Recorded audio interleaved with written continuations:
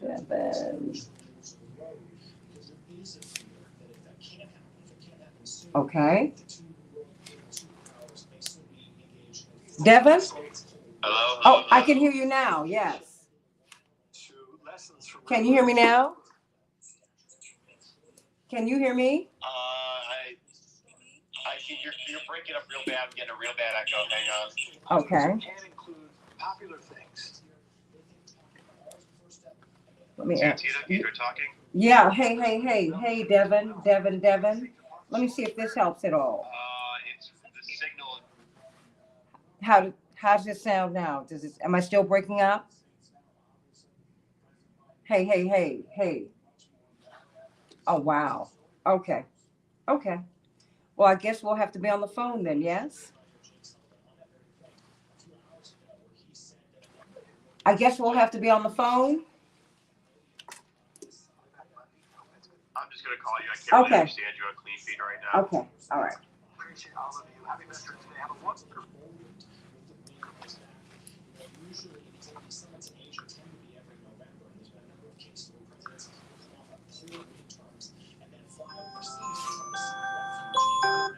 Devin Andrakis? Devin? Can you hear me? Yes. Can you hear me? Yes, I can hear you now. So I think you said you wanted to do the phone then, since clean feed was really bad. Yeah, I wish I could do something else. I'm going to be on Facebook as well. Okay. And so what I'll do is just hold my phone up to Facebook, and I hate to do it like that, but I know, people want to see. So there you go. Yeah, it's got to make do what we got for today. So. Yeah, but thank you so much, and I'm going to be doing this tomorrow as well. Okay, I will let, I think it's Jewel somewhere else. I'll let her know. I appreciate it. She's a jewel. I mean, no pun. So I should say jewel is a jewel, and I think the jewel is just a gem. How about that? There we go. There we go. I'm gonna call you on Facebook, okay? Okay, thank you so much. Go to the standby. Uh-huh.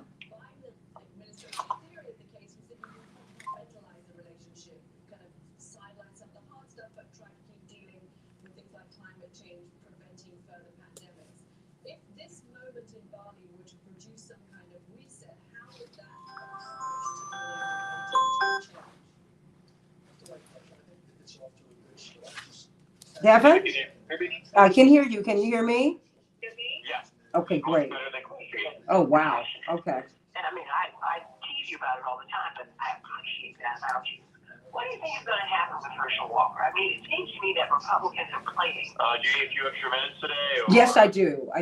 Thank you so much. How many? Could you give me 3? 3, sure. Just want to make notes so I get it right. Perfect. I mean, the Bears are losing some heartbreakers. What? Don't get me started. Oh my gosh. I'm like, what? I mean, I can't, no pun, I can't bear to look at the game. I'm like, what? What are y'all doing? So 1 point yesterday, but come on. I mean, really? Oh. Gee whiz. What? I mean, they're killing me here.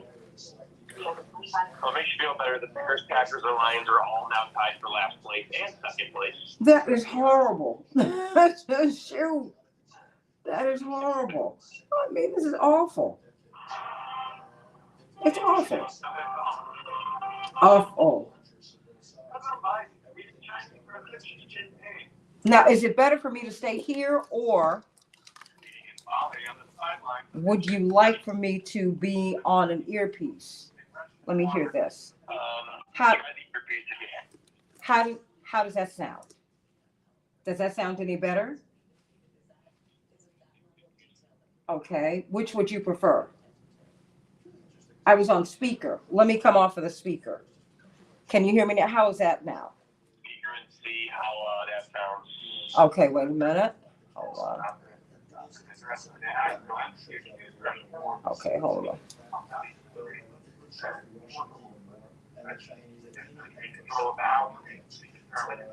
Okay. Wait a minute. Let me go here. How does this sound? Okay. Okay. And I'm gonna put this on speaker. Hey everybody, I'm in Detroit today. If you didn't notice, I'm not in Chicago. Just one moment.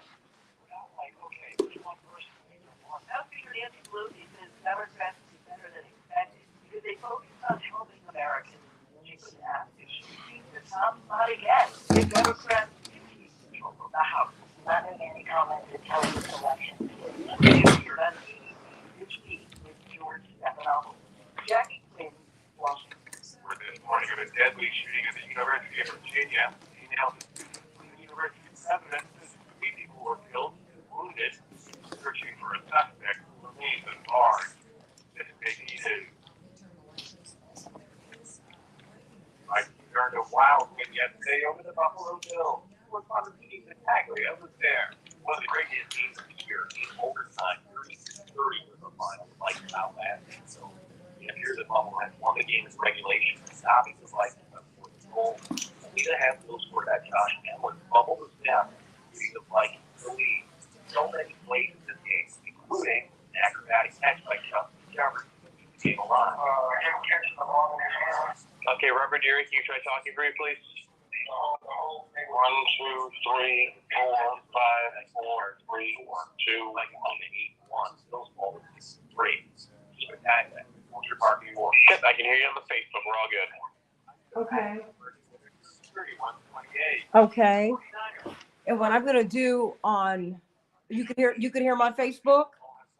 Yeah, I just checked. I can hear Reverend Erie on Facebook. Yes. Oh, okay. So what I've decided to do with Facebook is I'll be on the phone with you.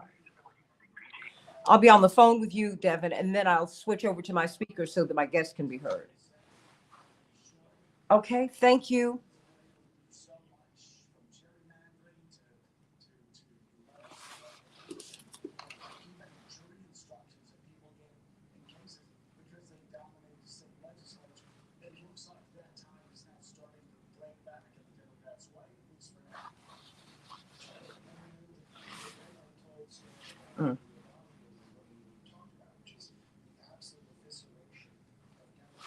Pastor Yuri, how are you?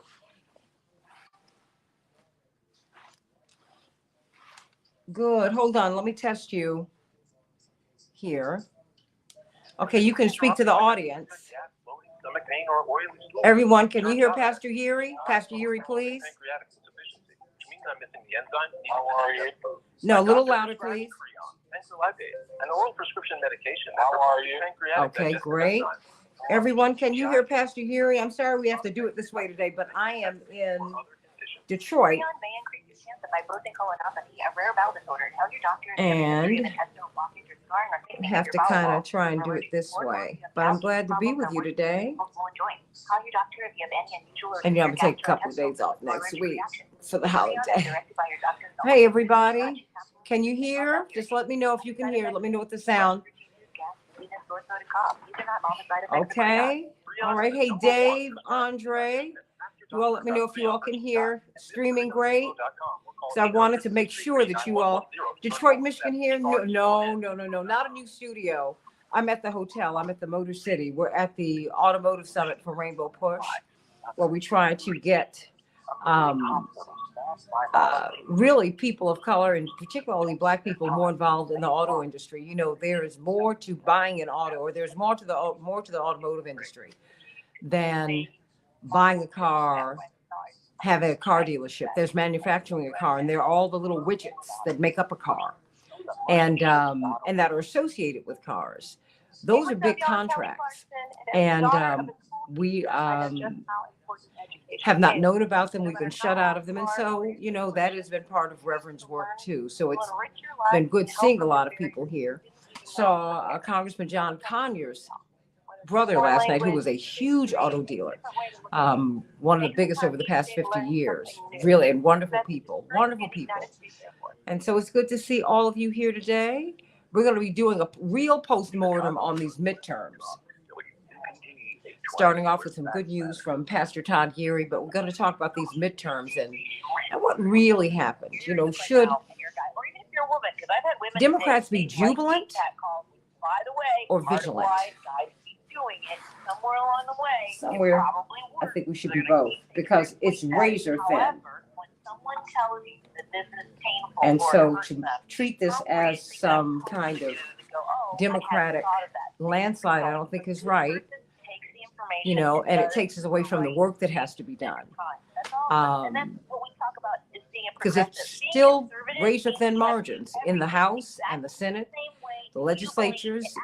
Republicans still have the lion's share of those. So, you know, we have a lot of work to do, on issues, you know, not on partisanship as much as principle. We have to make a decision about where we go as Americans, I do believe. So I'm really glad to be with you today. And see me got me. This is the thing about when you see yourself. I am who I am, that I do what I do, and I was doing tours in Chicago, but I was doing history on radio. So, but I'm glad to be with you today. And thank you, Devin Andrakis, for making all this work. Everybody does the same thing. I couldn't keep repeating the same thing over and over again. So Pastor Yuri, how are you today? Very own storyteller, and that's how I find all these stories. I'm very well. Okay, great. Hey, Jean from Oregon. Okay, let me see. Joyce, Daryl from Columbus. Everybody, please like and share the show. Eric, hey, from LA. Like and share, like and share. Oh, wow. Well, you know, we're not going to win everything, Gene. And I tell you what, whoever goes in to the 5th, thank you so much, sweetie, to the 5th Congressional District, we got to work with them and make sure that they work for us. I think that's one of the great lessons in this moment. Beyond party, people have to work for you. Okay? Oh, bless your heart. Thank you. You can hear me loud and clear. Can you hear the pastor loud and clear? Hey, Max, let's talk right after the show.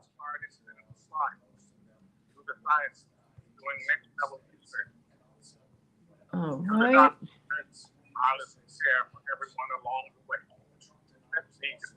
To learn about screenings and clinical trials. Thank you. 10 seconds, everyone. All right. Stand by, everybody. Please talk to your healthcare provider about appropriate trials.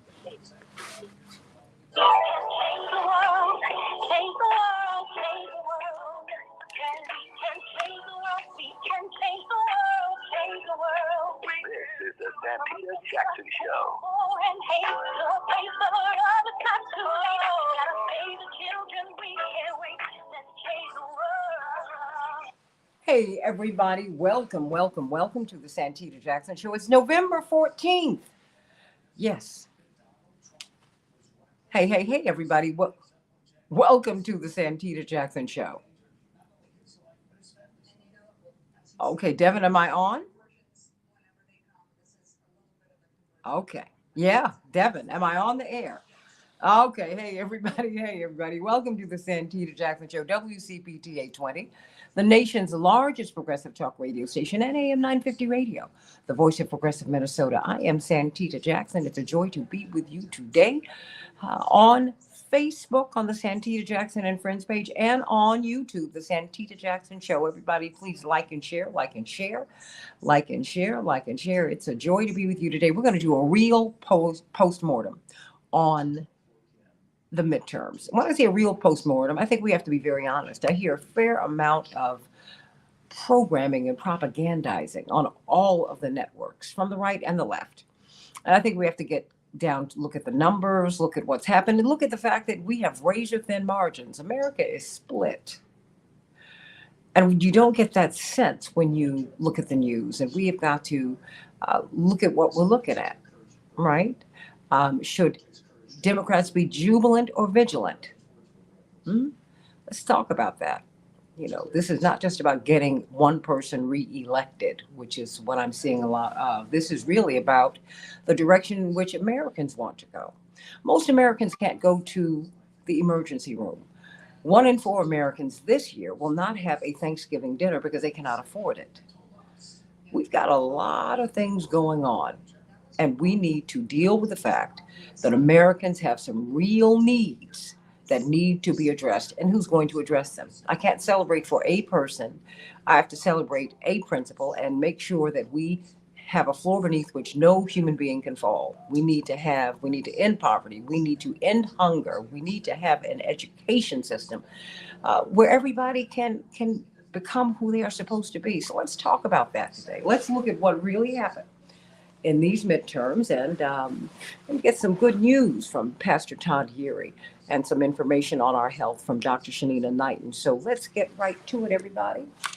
A week away from Thanksgiving. I love it. I love this time of year, everybody. You know, I'm the Christmas girl. I love it. And I love Thanksgiving. I love it. I love it. In Chicago, well, it's now taking a turn for the cold as we drove up to Michigan. I drove up with my dad this weekend. Saw some snow. I couldn't believe it. Chicago, 41 degrees will be the high, mostly cloudy. Minneapolis, St. Paul, 31 degrees. You will have snow today. Matt, oh, in the NBA, the Timberwolves are triumphant over the Cavaliers, 129 to 124. The Nuggets, 126. 103 to the Bulls. NHL, the Sharks 3, the Wild 2. The Hurricanes will be playing Chicago tonight. I don't even know what to say. Chicago Bears are breaking my heart, losing by a point or two. I just can't believe it. The Lions 31, the Bears 30. Oh, my goodness, the Vikings 33. And the Bulls 30, everybody. What do you think about that? Oh, it's just, it's too much for me. It's just too much. Let's get to some of these headlines, everybody. 3 people were killed and 2 others were wounded in a shooting at UVA at their main campus in Charlottesville on Sunday. The campus was placed on lockdown, and the suspect, identified as a school student, remains at large. According to the university president, Jim Ryan, authorities said multiple police departments are actively searching for the suspect, who is listed on the university's athletic website. That's where my baby brother Yusuf went to school. Wow, wow, wow, wow.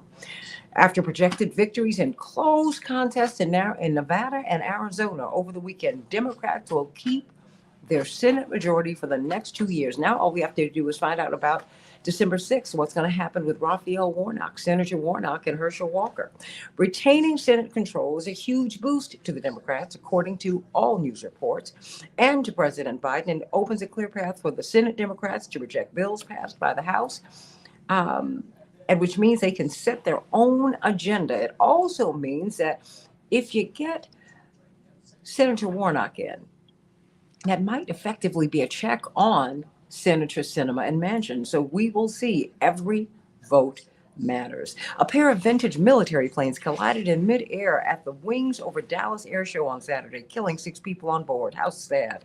In video footage of the crash that was described by the Dallas mayor as heartbreaking, the planes are seen breaking apart in the sky, then hitting the ground within seconds. How horrific, everybody. Praying for those families, for those wonderful souls in the air. Former President Donald Trump repeatedly told his one-time White House Chief of Staff John Kelly that he wanted the IRS to investigate his political foes, according to Kelly and his interview with the New York Times. Former FBI Director James Comey and former FBI Deputy Director Andrew McCabe, both fierce critics of former President Trump, were ultimately selected by the IRS for an intensive tax audit. Everybody, wow. But you know that's kind of par for the course, right? Okay, all right. President Biden is meeting with the president of China, Xi Jinping, today for their first in-person encounters since President Biden took office. The stakes for this discussion they're very, very high. They could have long-lasting consequences for the world's most important bilateral relationship. Indeed, these are the 2 most powerful nations on earth. We hope that it all goes well. You know, we need some good news today. I need it. I'm freezing up here in Detroit. Love Detroit. Yeah, I love Detroit. I love it here. But it's cold. Pastor Todd Yeary, senior pastor of the Douglas Memorial Community Church. Indeed, you were preceded immediately by the senator from the great state of Georgia, Reverend Dr. Raphael Warnock. Maybe you'll run for senator in Maryland, because you all made some history. Just real quick, you all made some history. I mean, you've got a lot of people of color, Black people. You have a Black attorney general. You have a Black governor. My goodness, what is going on in Maryland? I think Frederick Douglass must be rejoicing. Well, good morning, Santita, to you and all of your listeners. Certainly the great liberator and emancipator Harriet Tubman, Frederick Douglass, Thurgood Marshall, and if you go all the way back at the beginning of Alex Haley's story in Roots, Kunta Kinte actually landed on these shores in Annapolis, Maryland. So in tribute to the legacy of the ancestors, something tremendous has happened here. Wes Moore was elected governor, first black governor in the state's history. We elected the state's first black attorney general in Anthony Brown, former lieutenant governor and member of Congress. We have the state's first black treasurer. We have our state's first black woman speaker of the House, first woman in the comptroller's seat. So we're doing it big. So if you don't like where you are, the turn up is happening in Maryland. Come on down.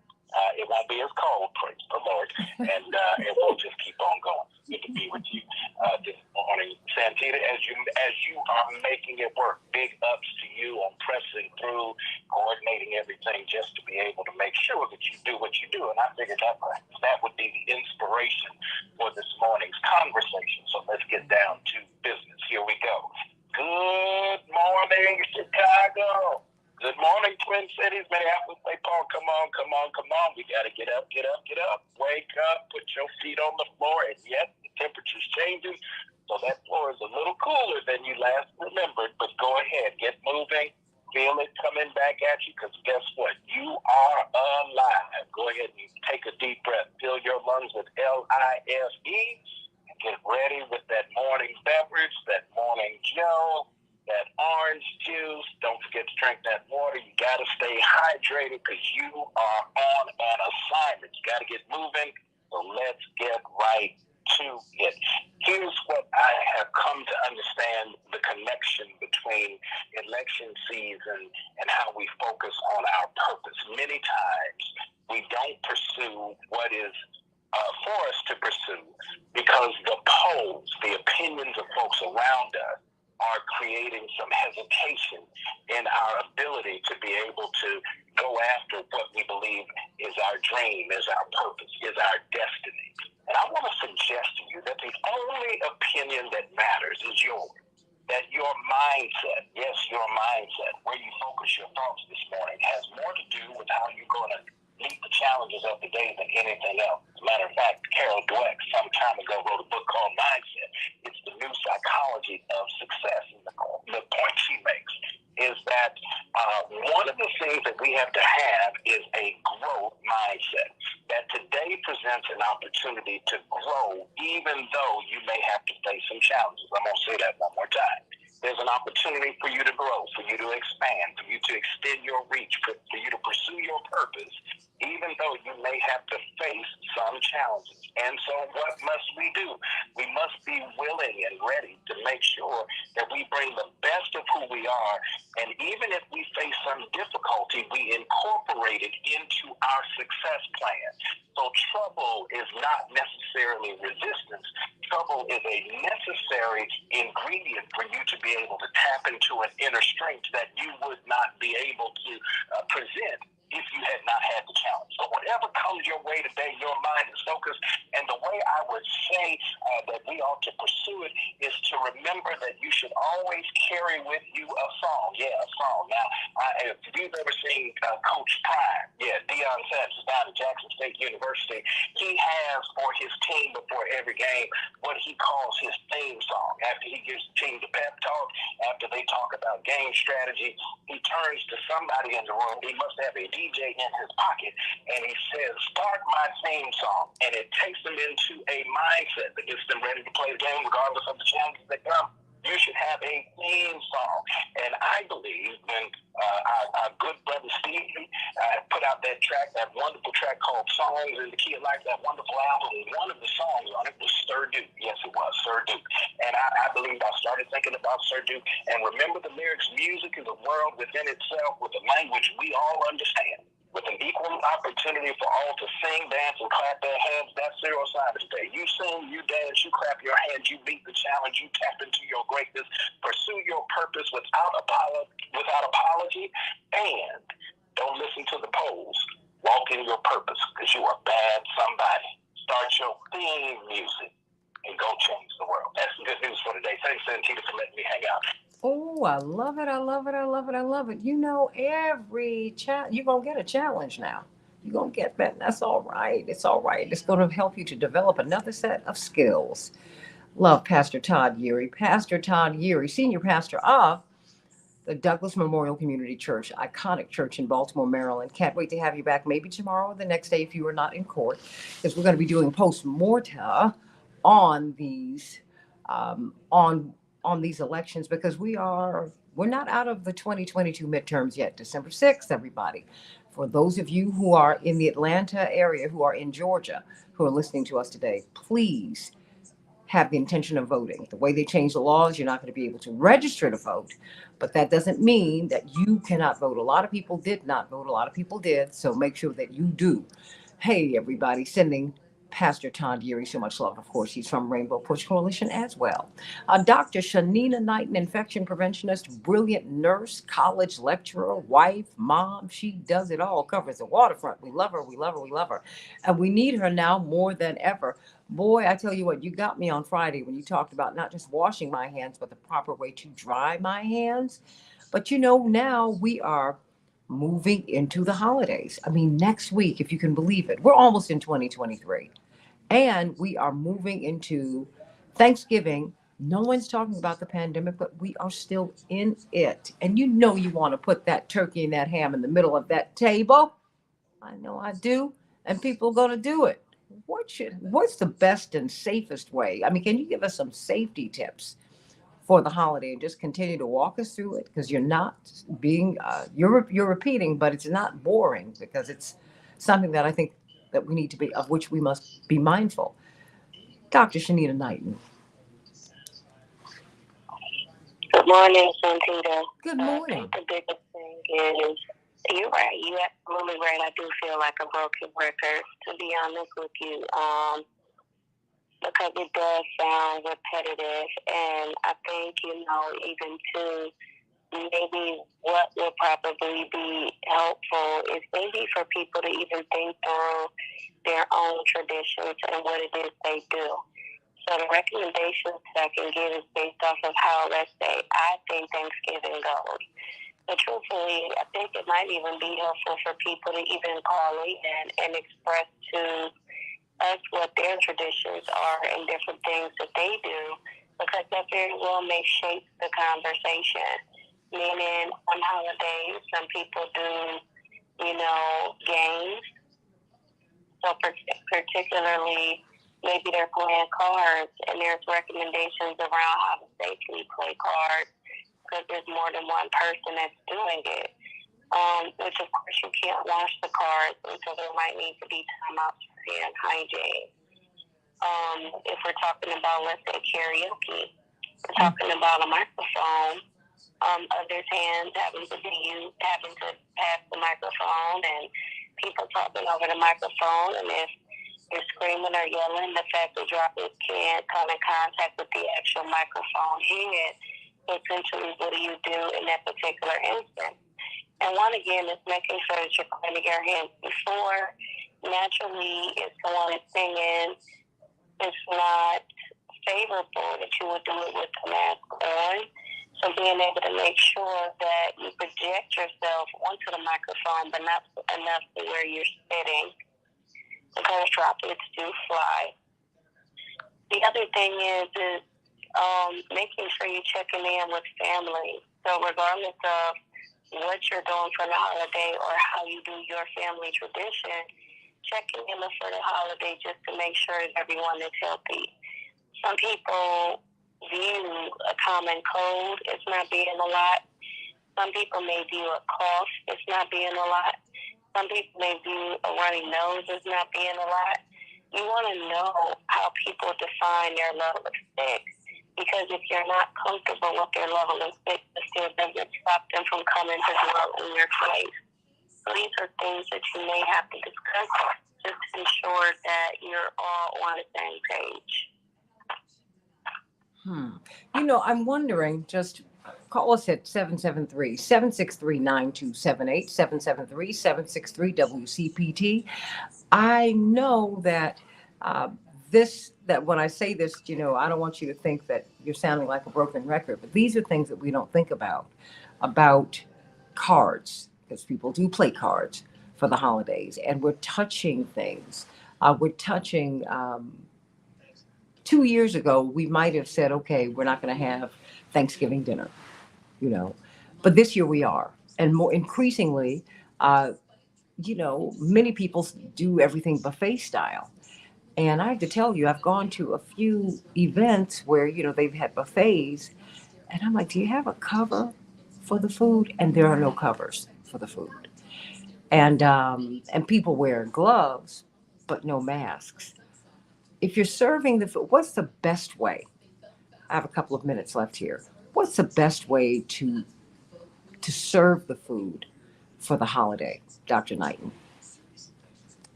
Well, the thing is I was about to say the best way is subjective, meaning that you can ask for buffet style, but if you're going to do buffet style,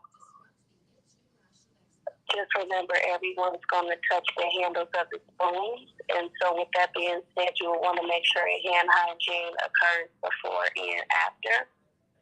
If you have the ability, in order for there to be servers, then having servers eliminate everyone from touching the spoons that will need to go inside of the food. The other thing is if you have space within your home, make sure that people are not hovering directly over the food as they tell you what it is that they want. Make sure that they have some distance and are able to tell you if someone is serving food, or let's say it is self-serve. I will recommend that be the time where individuals do use masks, because people may talk and people may accidentally cough or accidentally sneeze. You want to make sure that they're not doing something over common things that everyone's going to put in their mouth, and that's food. And so those would be my recommendations when it comes to serving. Everybody, I encourage you to go to Hey Dr. Nina. Hey Dr. Nina at Hey Dr. Nina is her handle at HEYDRNINA, and get some of the best common sense information, advice, knowledge that exists. We all want to be safe in this holiday season, and it's possible. Uh, she says, be the CEO of your own health. And remember, wellness, not illness, is your destiny, and that should be your destination. Everybody, let's talk about these midterms. These midterms.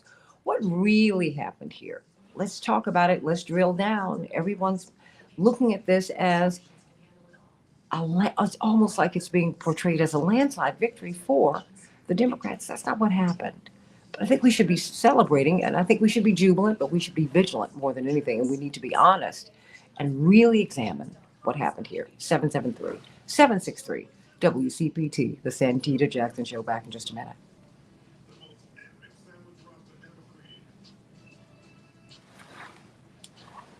Hey, Dr. Nina.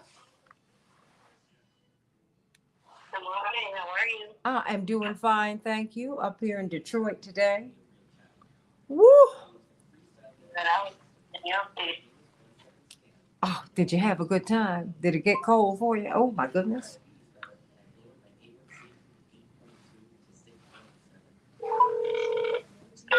No division, so Okay, I'm back. Here. I'm here. I'm back. Can you hear me? Yes. Okay, Hear me? fantastic. Yep. Gotcha. Ooh. Oh, okay, doctor. Okay, Dr. Knight, and I'm gonna get these other people up. And, okay, let me see. Okay, let me see. Oh, is Bob still there? I just see that he called. Yes. Okay, and I will go right to him. Okay, and Chaparral, if she's there. Okay. Sorry, Dr. Knighton. I'm trying to take care of all my business. Mm. Wow, wow, wow. Hey, everybody, how you doing? Please go to @Hey, Hey, Dr. Nina, @HEYDRNINA. Get some of the best common sense advice about infection prevention, everybody. She says you need to be the CEO of your own health. And wellness, not illness, is your destiny and your destination. And we can do that even in this pandemic. And we're always in some kind of pandemic. My pastor, Reverend Evans, gosh, I miss him, but I know he is up in heaven with his wife and daughter and just having a grand old reunion time with so many of our friends and loved ones. He said, in life, you're in three stages. You're either going into a storm, you're in a storm, or you're coming out of one. So, there it is. But everybody, please take care of yourselves, okay? All right, all right, all right. Let's get to this election post-mortem. I cannot wait to hear what everybody has to say, and I certainly want to hear from Bob, who's in Indiana. So we'll get right to you in a hot second. Woo! Okay. Let me see. Let me see. Who did I have here? Hey, Stanley, and our brother from Ethiopia.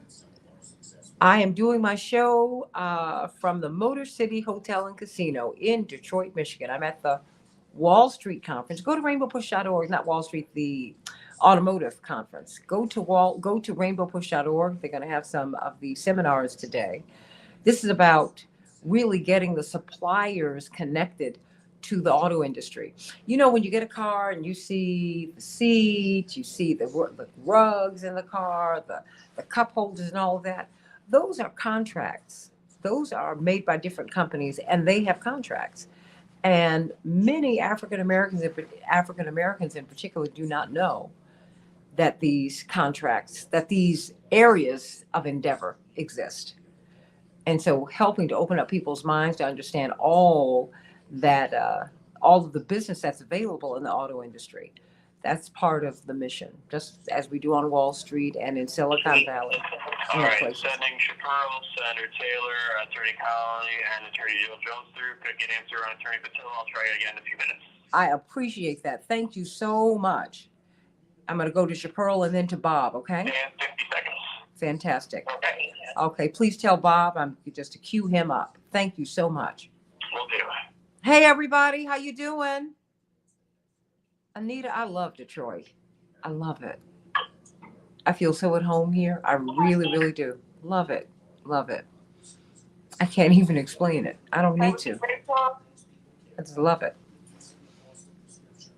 Hello? Can you hear everyone? Okay, good morning, Senator Taylor. Senator Connolly. Maybe I'm speaking something into existence. And Attorney Jones. How you doing? Good morning. Doing well, thanks. 10 seconds, everybody. Yep, I'm in Detroit. Oh boy, I'll be in New York this week too. Got a lot going on. They're having they're debuting.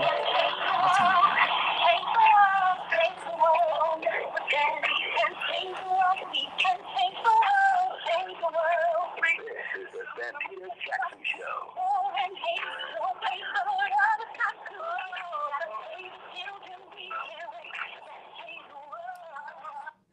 Hey, everybody. Welcome back to the Santita Jackson Show. Call me at 773-763-WCPT, 773-763-9278. Let's talk about these midterms. What really happened here? Should Democrats be jubilant, or vigilant? What really happened? It's still a razor thin margin, everybody. What does that mean? What does that mean in America today? What does that mean? What will happen on December 6th down in Georgia? There's a libertarian who stood in between Pastor Warnock, Reverend Dr. Warnock, Senator Warnock, and Herschel Walker. Libertarians famously skew to the right. And you can't get registered for this runoff election. No, the way the laws have been rewritten, only people who were registered and who were eligible to vote in November will be able to vote in December. So we got to talk about that. And what do all of these races mean? I mean, because Mandela Barnes almost had it, Sherry Beasley almost had it, Val Demings should have gotten more support because she and Marco Rubio were in contention, and he ran like it too. He knows what those internal numbers said. So we got a lot. Charles Booker, please, come on. Come on. If the Democratic Party would put some energy behind these candidates who bring this energy, we could change the Senate and we could change the way America lives and the way Americans live. We could change all of our options. So let's talk about that today. All right, everybody.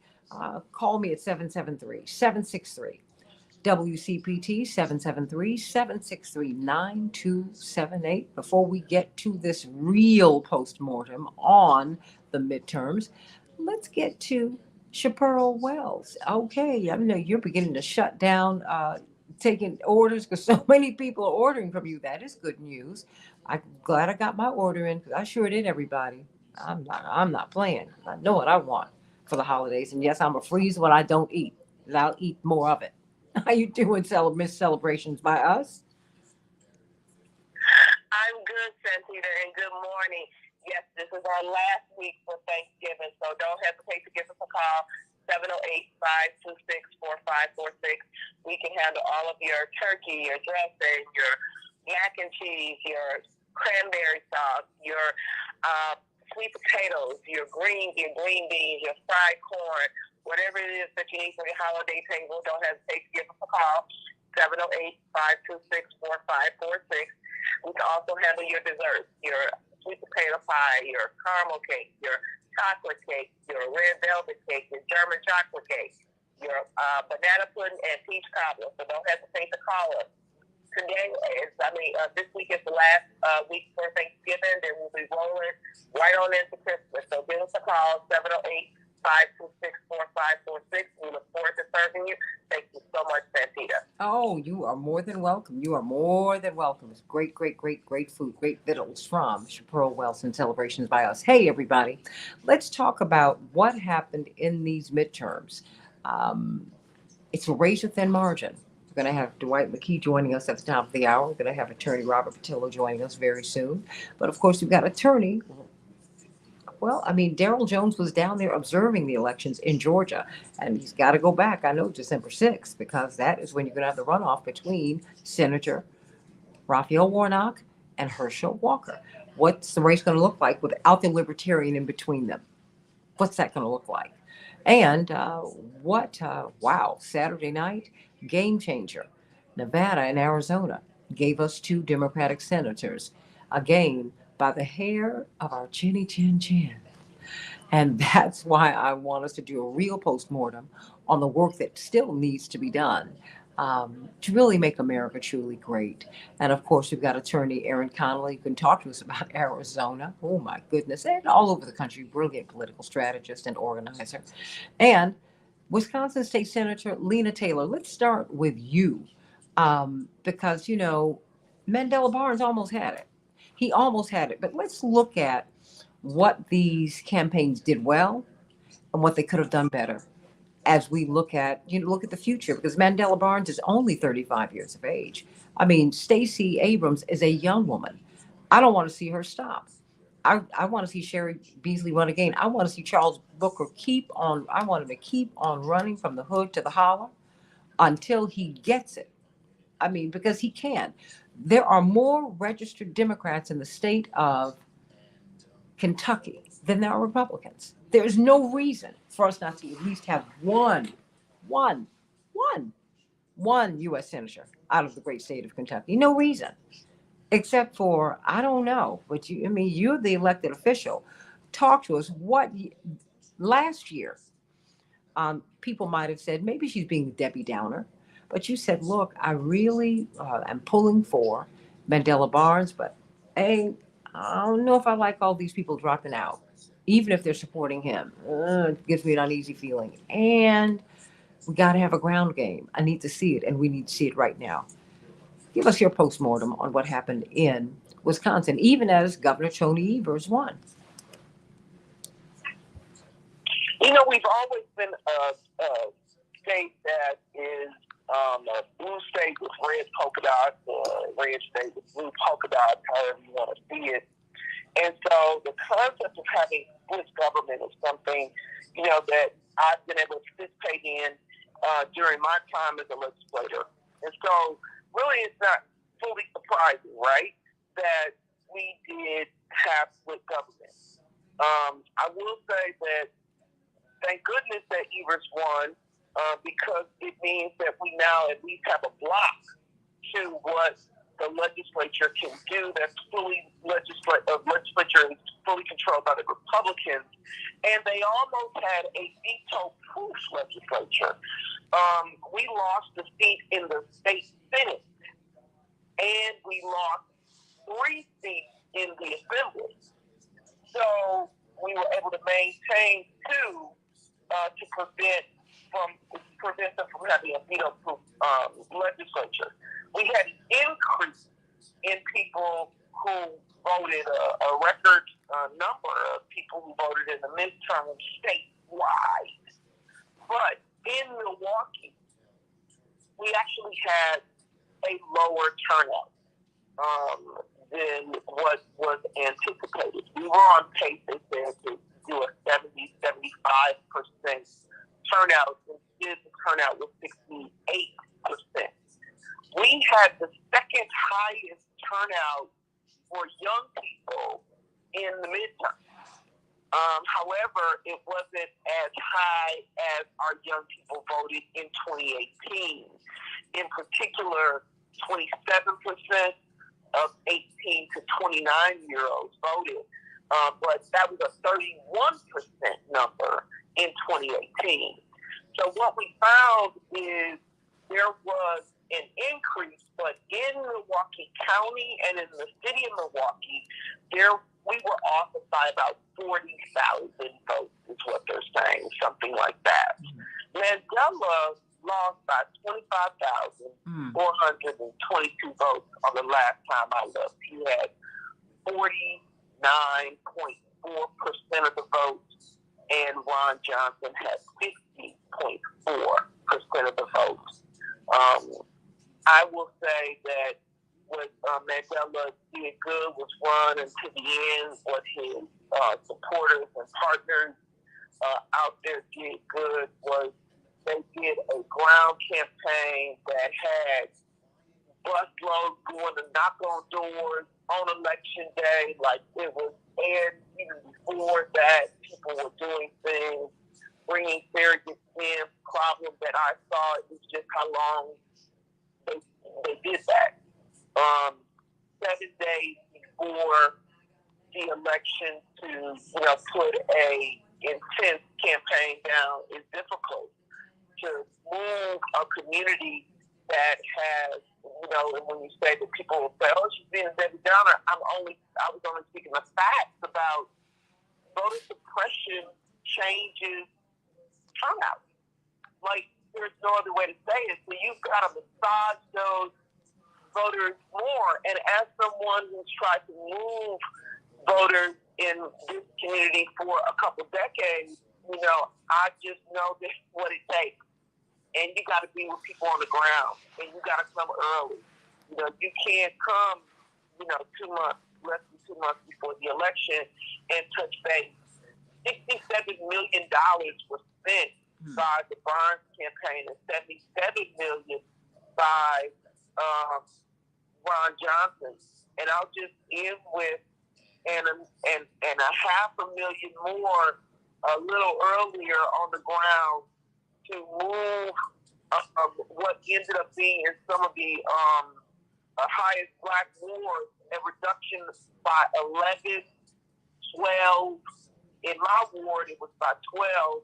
In one of the other high black wards, it was by almost 20% reduction in votes compared to 2018. So, wait. But why? But why the reduction? Was it voter suppression? I mean, what happened? I mean, were people not interested in voting? What happened here? I think it's a multiple things, and that's what I was trying to articulate. I think it's what Reverend always has shown. You have to be running all the time. You have to run early. You have to touch people. The reason when Reverend Jackson says something or comes that people show up is because he's shown up. People don't care unless they know you care. And so it's hard to energize a base if you don't do it all the time or early. Well, you know what? But you know what? I need you to hold on because you're making a point that, I don't want us to miss. The first time we're talking with Wisconsin State Senator Lena Taylor, who's run for mayor. And when I met her, she was one of the runaway senators. Really, you talk about trying to fight to preserve the democracy. She has actively done that at the risk of arrest and imprisonment. The first time Reverend got a chance to speak to America without a filter was 20 years after he'd been in public life, July 17, 1984. I remember it so well. It was my birthday. And he went from 3.5 million votes in 1984 to 7 million, roughly, in 1988. He doubled his vote totals. And I think that's something that we need to watch because before he ran for president, he was always getting people registered to vote. He was always trying to get young people to study in school and to get registered to vote. He was even on the Lou Grant show. They did a special on him. I mean, you never stop working. And I think I wanted you to really underscore that point because you never stop working. I mean, you're always running for office and you don't do it frivolously. You're like, wait a minute, we need to get people involved. They need to understand how Milwaukee works. That's why I want to be mayor. I am the state senator because I want us to understand how the state legislature works and how important state politics is. I mean, so when you say, it's not enough to what is it? It's not enough that people care that they need to know that you care. I mean, talk to me because it's like Stacey Abrams lost 100,000 votes from 4 years ago. I'm like, well, wait a minute. What happened? What's going on here? State Senator Lena Taylor, please, is that one of the takeaways from this election? It is. It's one of the takeaways because if we're going to win in 2024, if we're going to win going forward, part of what we're going to have to do is not show up at the last minute. Even if nothing else, I think what it really teaches us is that, yes, Black folks matter, and they help win elections. Young people matter, and they help win elections. But even if you're a Black candidate, you got to show up early, and you got to secure your base. And it just can't happen in 2 months or less than 2 months. You got to have a plan for Black voters, even when you are a Black candidate. And I was saying it because I tried to do it as a citywide election.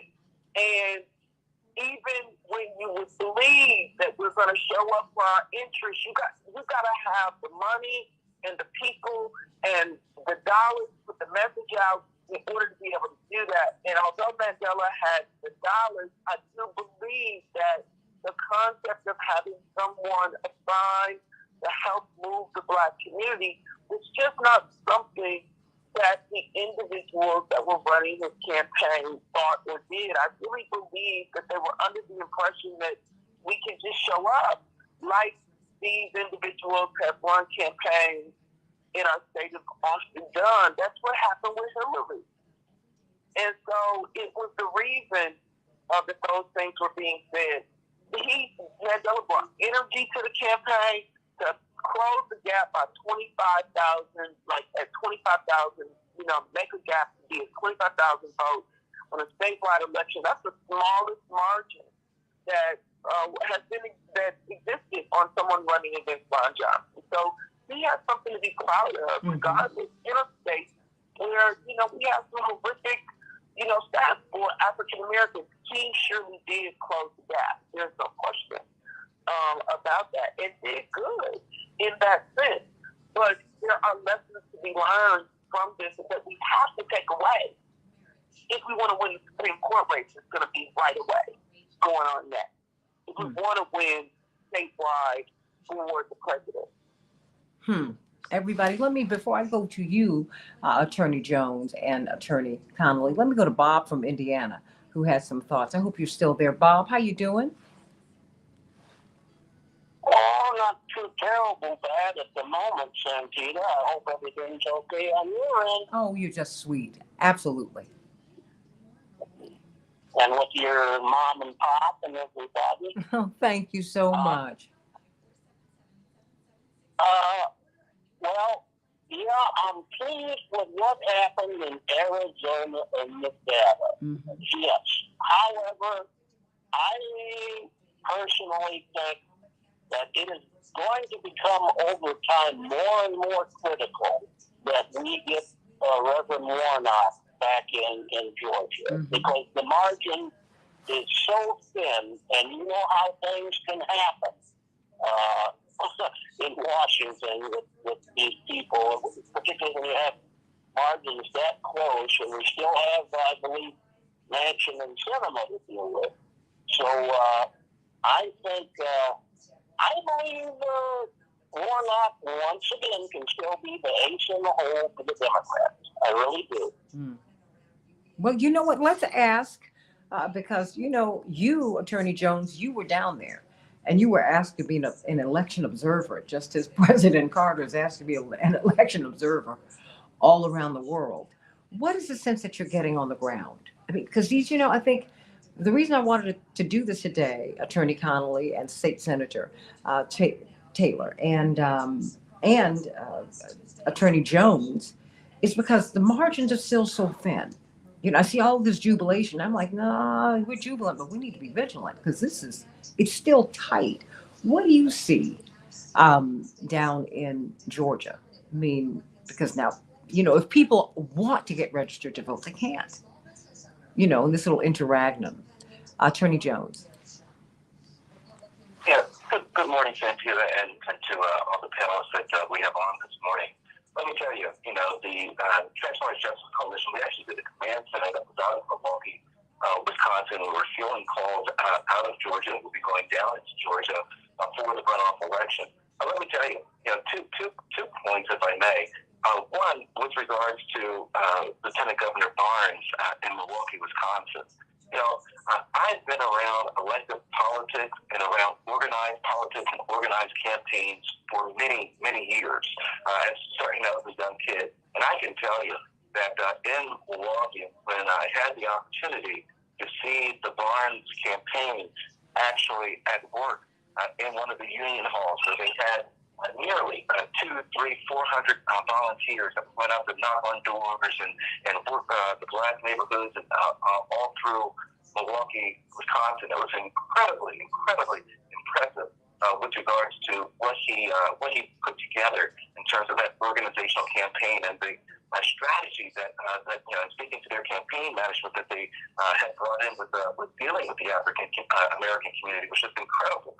And so, when Senator Taylor's talking about the effort that's necessary, I agree with her. It will take a Herculean effort based on what we've seen happening in Milwaukee and around the rest of Wisconsin to get that key. But kudos to Mandela Barnes. Let me tell you, if you ever wondered about racism in Wisconsin, all you have to do is study that race. Because she came out of Milwaukee, Wisconsin, and Senator Taylor certainly can probably have the numbers in front of her, came out of Milwaukee, Wisconsin incredibly strong. It's actually Mandela Barnes that you really credit with the victory of Governor Evers that was there. It was the tail off. It was the tail, what do you call it? Right on his tailcoats. Those brought many of those statewide elected white male officials into office. The only one that did not win was Barnes, which was very, very, very interesting. But when we pivot and we start looking down into Georgia, that's going to be really interesting because, Santita, as you said, as we are gearing up right now with regards to studying up and preparing for what to expect and anticipate in the Georgia election, we know that if you have not registered as of November the 7th, that you will not be eligible to be able to cast the ballot in the Georgia election. We also know that it appears very likely that there will be no Saturday voting in Georgia's runoff election. Why? Yeah, there's a Saturday that's eligible. However, they've written into this new law there, Senate Bill 202, the most voter suppressive bill that I know of, that I've seen. They've written into this Senate Bill 202 now catch this, that if the Saturday voting follows a Thursday or Friday that is a state holiday, that voting on that Saturday is not allowed. Well, what's the Saturday that's there? Thanksgiving. Therefore, the voting will not be allowed for any of the Saturdays in Georgia. So this is really becoming quite an interesting race to study, not to participate in if you're a fan of democracy, but with regards to studying suppression of people and their votes. This is becoming really an interesting case study on it. But let me tell you, I can tell you that Helen Butler and Latasha Brown and Cliff Albright and many of the other Georgia organizations, they're ready for this. And we're gearing up for the battle down there. We'll have a command station that's down there. We'll be out there with the community. We'll be out there doing our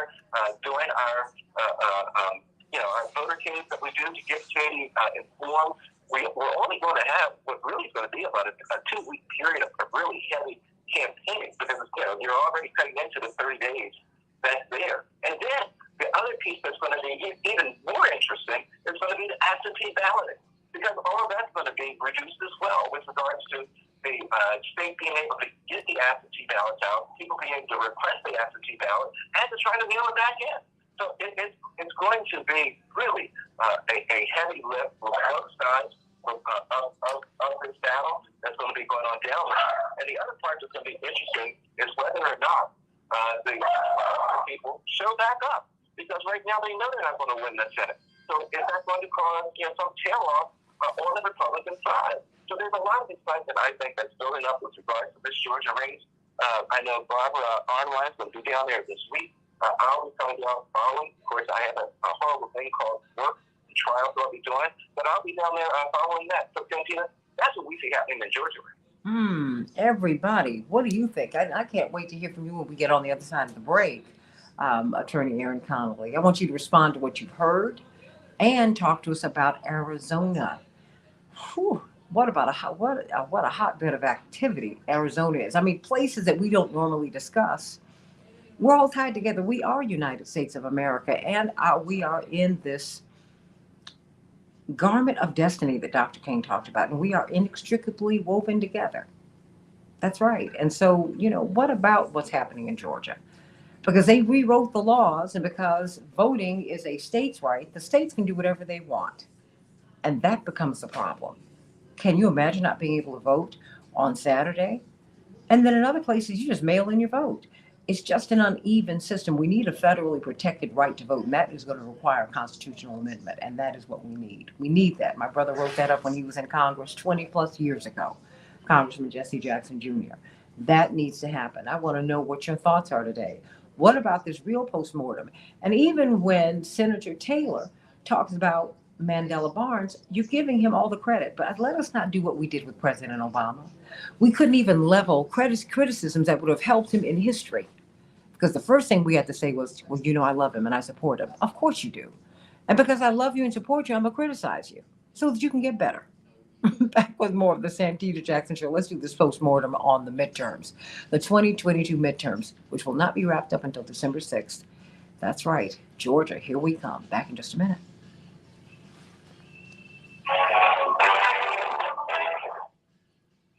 Hey, everybody, you all can talk. We're on Facebook Live. I'm having to do it in a creative way today because I'm not in my home studio, ad hoc studio.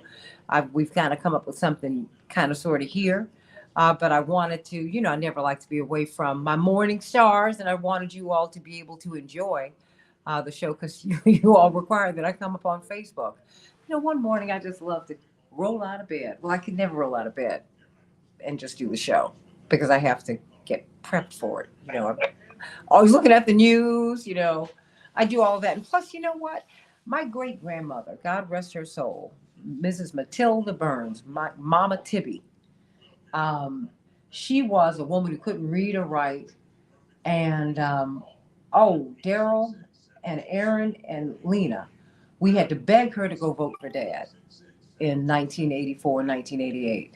I mean, beg her. Dad was more than an hour he was more than an hour late taking her to vote in South Carolina because she didn't want to have to admit to the world that she couldn't read or write. very painful experience. But, this is a woman who got me took out an insurance policy the day I was born so that I would go to college. And, I think about her getting up and going to work, and as a maid for Mrs. Marshall, she got dressed. And so, if there's a morning where, and she told me, child, being lazy is something you never want to be, ever. And so that's part of, and when I thought about it, I said that was part of my training. Get up, get up and get yourself ready for the world every day. Every day. So I thank my grandma Tibby for that. I thank her for that. But some days I would like to have a little space. But I don't have it. All right. Oh my goodness. The two flamethrowers. That's wonderful. Well, Lena's a flamethrower. Scary, but we love her. Oh my goodness. Okay, are you all still there, Attorney Aaron Connolly? Aaron? I'm still here. I know I keep putting Kirsten Cinema on you, but sorry. Every time I see her, I think of you. Oh my gosh. Sorry. I know. Well, hopefully when Reverend Warnock is in the Senate, her voice will be muted. A little less powerful than it has been. She's got some cleanup to do in the state. As I think you saw some of the references that she would still help the Democrats during this tough cycle. But you're in Arizona. It seems that the politics there. I mean, the politics there are just very human politics. Nobody is any one thing. Nobody. And, I think we have to be honest about that, Aaron. People are a lot of things. And you have to give people the space to be that, to be all those things that they are. I mean, people are a lot of things. You're conservative over here, you're progressive over here, you're liberal over there, you are to the right of Attila the Hun over there. I mean, it's just all this stuff. And my brother Jonathan said, he said, you can be as liberal as you want to be. He said, but when you become a parent, everything changes. You don't want this, you don't want that. You want everything to be, very, very, structured, because you want to protect your children. So it's something to think about. Attorney Patillo? All right. Let me hear you, because I want to make sure you're clear. Absolutely. Okay, fantastic. Dwight McKee, I need to hear you. Good morning. Okay, and Attorney Aaron Connolly. Hello, this is Aaron. Okay, Attorney Jones. Good morning, everyone. Always great to hear everybody. Okay, and State Senator Lena Taylor. Good morning. Okay, all the frightening flamethrowers. I have you here. The famous flames. That's right. No, they did not die with James Brown. They're right here on the Santita Jackson Show. Everybody, let's get right to this. We got a lot to talk about today on the Santita Jackson Show. We're doing a real postmortem on this election. And Senator Taylor, thank you for that, because you really have been the inspiration on this, because you talked about what you foresaw with Mandela Barnes and with Governor Evers a year ago. And you've been trying to sound the alarm. You did. You're always trying to sound the alarm. And I want to thank you for that. And when we engage in criticism, I just think it's important for us to be able to engage in criticism and critique. Just need to do it in a way that's loving, because a lot of us criticize to destroy people. I'm not with that. I'm not feeling that at all. At all. No. But that having been said, you got to be able to criticize people. Otherwise, how are you going to get right? Everybody like and share the show. Like and share. Yeah, you're not going to get right. If you just say, wait a minute, you got to campaign this way. And when you come to Black folks, you must be with them all the time. That's just how we're structured. Okay. That's it. Like, you're not just going to walk into some ethnic restaurants. People will look at you, and they're not being racist or mean. They're like, we have an order here. They want to know who sent you, what you're doing here. That's just the way that is. And maybe they are being, maybe a little biased, but Everybody's is in their tribe. I get it. It's what you do with that second impulse. After I ask, why are you here? Am I going to block you from coming in the room? Thank you so much. That's the thing. It's the DNC fault that Mandela Barnes lost. Robert Williams said that in Wisconsin, and Val Demings lost in Florida because of a lack of funding for the candidacies. They did not get the support they needed. They didn't. They did not. That's not true. Okay, but stand by. I want you to respond to that. But I've got to go to Aaron, and then, of course, Robert Patillo and Dwight McKee. Stand by. Whew. Early bird gets the worm. That's right, girl. We know that. Who really won the Civil War? Baby, it's still going on. Don't you be fooled. That thing ain't over. Who? Lord have mercy. That's right. Stand by.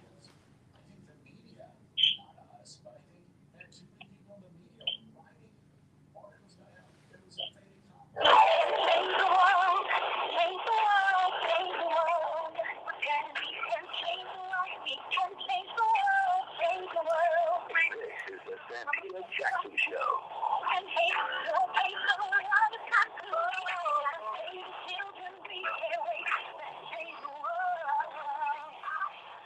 Hey, everybody. Welcome to the Santita Jackson Show. Got a lot to talk about today, doing a post-mortem on this election.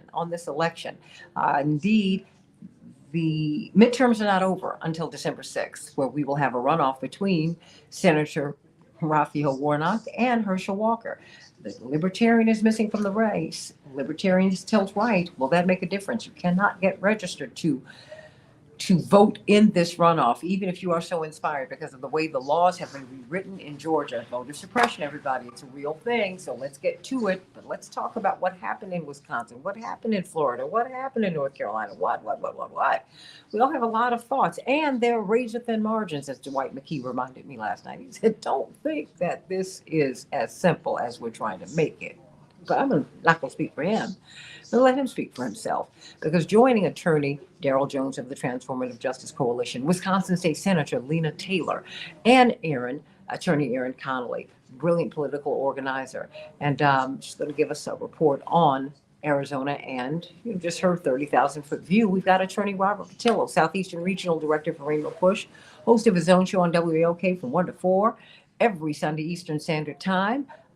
Robert Patillo, and of course, you host your show with attorney Barbara Arwine from at 12 o'clock noon on Tuesdays, Eastern Standard Time on WOL, that iconic station, which is also the home station for Keep Hope Alive.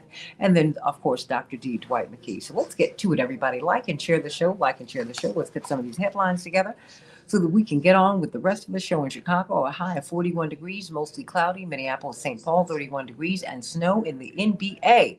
129 Timberwolves, 124 the Cavaliers, 126 Nuggets, and the Bulls, 103. In the NHL, the Sharks, 3, the Wild, 2. The Hurricanes will be playing Chicago tonight. In the NFL, another heartbreaker for Chicago fans. Oh, the Lions 31, the Bears 30, and the Vikings 33, and the Bills 30. Oh, everybody, what do you think about that? My heart is just breaking. I just can't take it. But got to handle it anyway. There it is. There we go. And then, of course, the midterms. After the projected victories in close contests in Nevada and Arizona over the weekend, Democrats will keep their Senate majority for the next 2 years. Retaining Senate control is a huge boost to President Biden. Of course, we will be talking about that in just a few minutes. 3 people were killed and 2 others were wounded in a shooting at the University of Virginia's main campus in Charlottesville on Sunday. The campus was placed on lockdown, and the suspect, identified as a school student, indeed from the athletic, he is listed on the university's athletic website. So he is a jock. Well, they're actively searching for him. He is listed on their website, praying for all of the Cavaliers down in Virginia, where my baby brother went to school.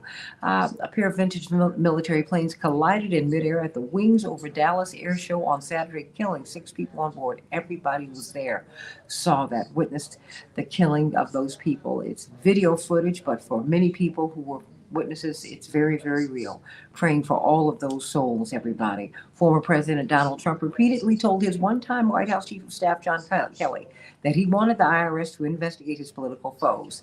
Then he promptly set about investigating former FBI Director James Comey and former FBI Deputy Director Andrew McCabe. Everybody, come on, that's not news. You know, that's what the IRS does. You start talking too much, you get a letter from them. That didn't start with Trump, everybody. That's just how politics works. So let's get to it, everybody. Let's talk about these midterms. Let's get a real postmortem. We've been listening to Attorney Darrell Jones, State Senator Lena Taylor. We're going to circle back with them, but we're going to start with you, Attorney Aaron Connolly, and then we're going to get to Robert Patillo and Dwight McKee because we need to hear from all of you. Call us at 773-763. WCPT 773-763-9278. Want to hear what your thoughts are. Thank you, Bob from Indiana, for calling in. Oh, Aaron Connolly. We saw Nevada and we saw Arizona. Wow. On Saturday night. How exciting was that? But should we be jubilant, vigilant, both? Because the margins are still razor thin. Well, we have some very, very good news to roll into Monday with. So let's take what we can get out after the predictions that we were listening to for the midterms. I think, we saw a lot of comedy around the lack of the red wave in those midterm elections. But as was pointed out, some of these margins are very, very tight, right? So even if, let's say, the Republicans do retain the majority in the House, the chaos that majority will be in is going to be different than we've seen in majorities past with the Republican Party. So I think that's something to watch. The thing that I am most encouraged and excited by is the results in Arizona and Nevada, two states that I've been lucky enough to work in the past. And I know the strength of what those organizers have built to turn Arizona in the last presidential election blue for the first time in many, many years. And to have the statewide races have been an issue in Arizona historically. We've never been able to get across the finish line in the governorship since Janet Napolitano. Other candidates, especially Latino candidates, have struggled statewide and not been able to win. We see a win now for Secretary of State Adrian Fontes, who is a veteran, who is a longtime, statewide resident, grew up in Nogales, and it has a real full perspective of what the state looks like. We're watching closely at the Attorney General race for Chris Mays, who will hold the line against some of the more damaging Republican policies that have been pushed through over the years in the Arizona legislature, and saw some great gains there as well. And of course, we have to mention Katie Hobbs by name, who it looks like she's going to be the governor of Arizona. She is a longtime public servant, social worker, activist, organizer, and I had the honor of watching Katie Hobbs ascend into her current position, and she's someone who really shows up for all of the people. Whenever she would be called about a complex issue, showing up for our immigrant community in Phoenix, or showing up as we're fighting to save health care and lobbying Senator McCain and Senator Flake during that time, she was always there leading our press conferences, talking to voters, really listening to the families that were impacted by some of these more aggressive and terrible laws that we saw in Maricopa County and in Arizona. And she has the right temperament, the right character, and the right leadership for the state of Arizona. So I'm so excited to see her. But what we have to look at is what will be the backlash from this in states like Arizona, states like that are a little bit more volatile, where we see people with weapons guarding ballot boxes, and what that means for the next election and what is coming after this when these folks are inaugurated into office and have to start governing. So I definitely want to watch at on those specific things, especially as it relates to safety and some of the rhetoric that we see coming out of Arizona, it's still a little bit concerning. So the voter suppression, unfortunately, places like that in Georgia, as we see restrictions on the Saturday before the runoff, those aren't stopping. We have to keep fighting those. So with the slim gains that we have in these state legislatures and places where we're finally gaining majorities as Democrats, we have to hit the ground running and make sure that we are putting that blue wall up any way we can, whether that's through county legislation, whether that's through in the state, and on the federal level as well. It'll be really interesting to see what happens in this lame duck session. I'm hoping and praying that we can get John Lewis voting rights back through, but I think I'll have to say a few more prayers for that, unfortunately. You have to say many more prayers for that. Call us at 773-763-9278, 773-763-9278. We're doing a postmortem on these elections. What could have been, what was done well, what could have been done better? I mean, Robert Patillo, you and Senator Taylor have, people have wrapped your knuckles a bit because you've engaged in loving critique of candidates we hold dear, Mandela Barnes and Stacey Abrams. And it's not because you want them to lose, it's because you want them to win. You're like, hey, I see you doing something that, don't do that. Try this. Well, not try this, do this, because this has already been proved to work. The heartbreaker for us on Tuesday night was Stacey Abrams. And you said she got 100,000 fewer votes this time than she did in 2018? Yeah, actually 132,081 fewer votes the last tally. Wow. So what happened? Well, I think, and we talked about this on my radio show yesterday, I think part of it is definitely the Senate Bill 202, the voter suppression bill that was passed in Georgia after Warnock and Ossoff won in 2021.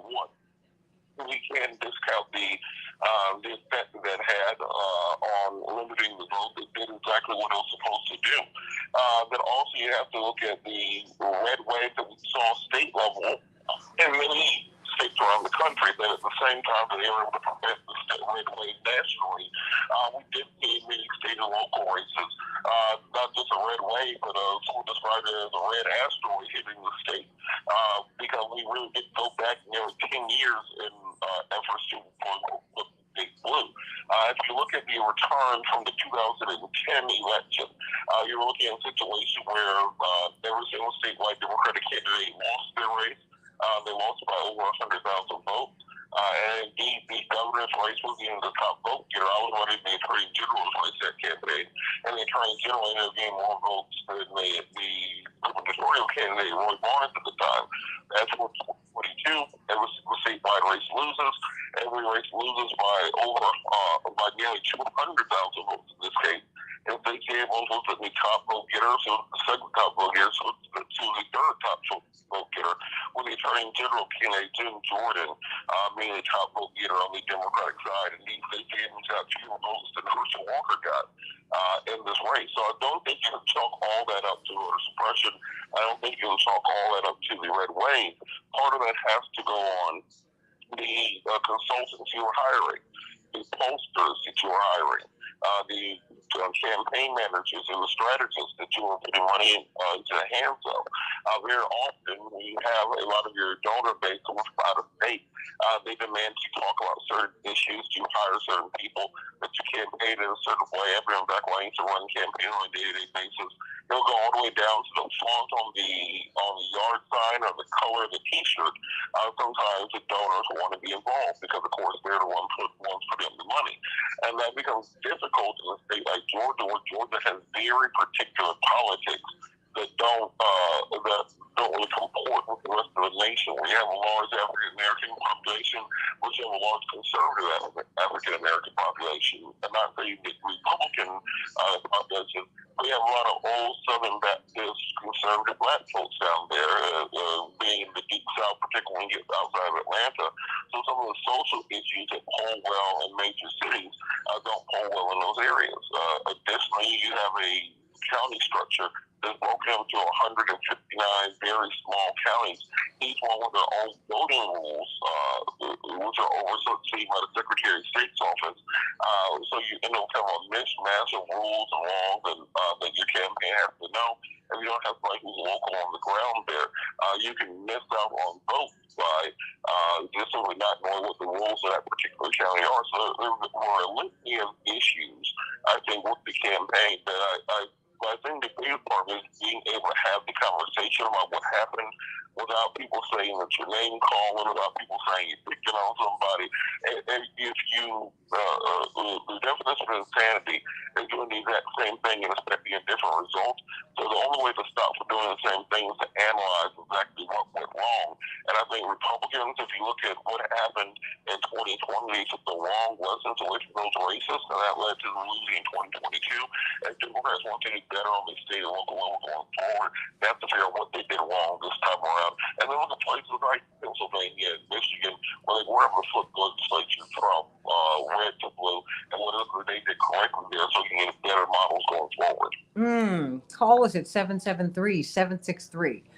WCPT 773-763-9278. What are your thoughts? I mean, Dwight McKee, if you look at the corporate media, they're painting this as really the resurrection of the Democrats. It speaks to the wisdom of Joe Biden and just how he's been underestimated and how he keeps surviving. And he does keep surviving now. You got to give him that. But what about these razor thin margins? I mean, let me just step back. What are your impressions of what happened? I know it took a few days for everything to settle out and to sink in. Dwight McKee. Well, I think the announcements of Donald Trump's demise is premature, to quote Mark Twain. And the reason is because Donald Trump has been impeached 2 times. He's been indicted for taxes. He's been investigated for holding on to those papers from the administration and been reviled. And he still got the majority of the white votes. Let me say that again. He still got the majority. His people still got the majority of the white votes. If you take the black voters and some Hispanics out of the equation, he would have won all those campaigns. Each one of those campaigns was 1, 2, maybe 3 percentage points apart. Even with all of that. Secondly, was not a presidential campaign where the dynamics change, where more people come out in a presidential campaign. And so you have to really kind of process the non-popularity of Biden, who is down to about 42% in terms of popularity, which means more people don't like him than like him. And so I don't think we can really rest on this. It was a great victory because we were able to hold serve.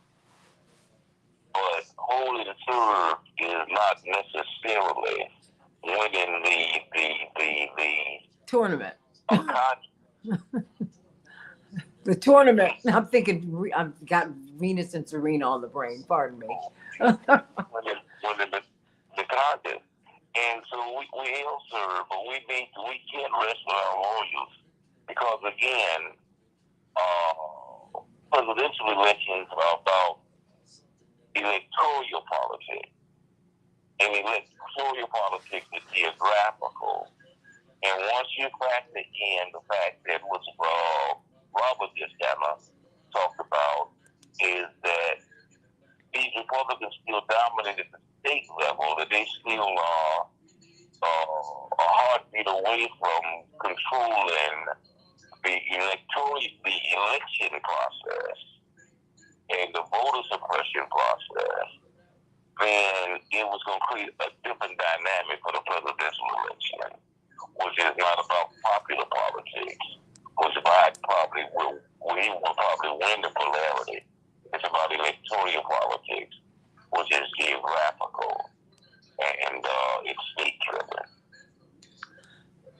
So we're talking with this wonderful panel about really what happened. What are we looking at?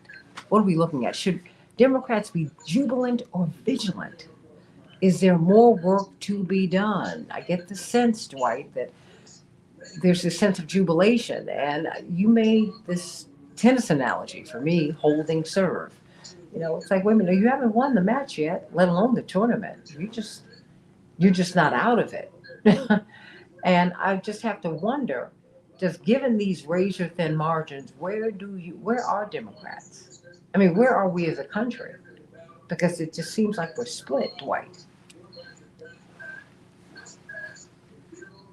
I think that we can't assume now, and you call it a hoopla, that because we've had these victories that Donald Trump is going to be a non-issue, and that the right is going to be a non-issue.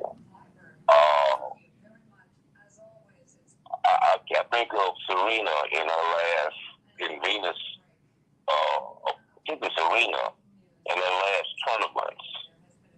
The last 5 tournaments she was in, she was 2 or 3 points away from victory, and she just couldn't get those 2 or 3 points, and ended up losing those tournaments, even though she was, all it took was to close out the round. Mm-hmm.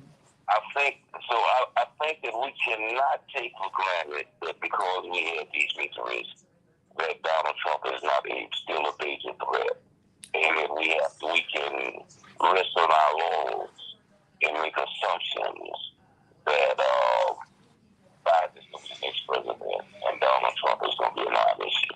What do you think about him running for president? Because it seems that this is being seen as a referendum on that. Do you think now you've got some progressives who started a petition, don'trunjoe.org. You can't make this stuff up. Who running, Trump or Joe Biden? No, some progressive Democrats. Oh, I think Joe Biden is going to run. Mm-hmm. I think he has to spend 40 years, 50 years waiting to be president, and he's going to give that up. Even though I think that strategically it would make more sense if he put a younger person in or a more progressive person in, so you can have more contrast. So I think he put it down. I'd be curious to know what some of the other panel think. Well, me too. And when we get back on the other side, we will talk about it. I want you to call me and you, because you're a member of this. You're part of this panel too. 773-763 WCPT 773-763-9278. What do you think about all of this? What about these razor thin margins? I mean, we've got razor thin margins in the U.S. House of Representatives, in the U.S. Senate. Not so much in these state legislatures. The Republicans have taken over. And that's how you get people to Washington. That's how you get congressional districts. It comes out of your state house. So let's talk about it here on the Santita Jackson Show. Back in just a minute.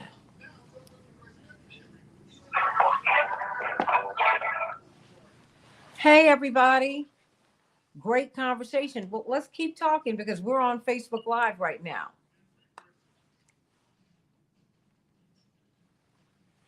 Does anyone have anything to say? No matter who runs, huh? No matter who runs as a Democrat, the thing that's going to be most important is to make sure that we are having quality candidates and that we are connecting with the voters early. So what does that mean? I mean, do we have to have people's drafts? Because I think for populations that we know, for example, are a large part of our base, that we have to consider how we interact with them and have a plan for how we interact with them. One of the populations that we know that to be true for are young voters. Young voters, when they vote that candidate, win. So, for example, we were up by our number of young voters.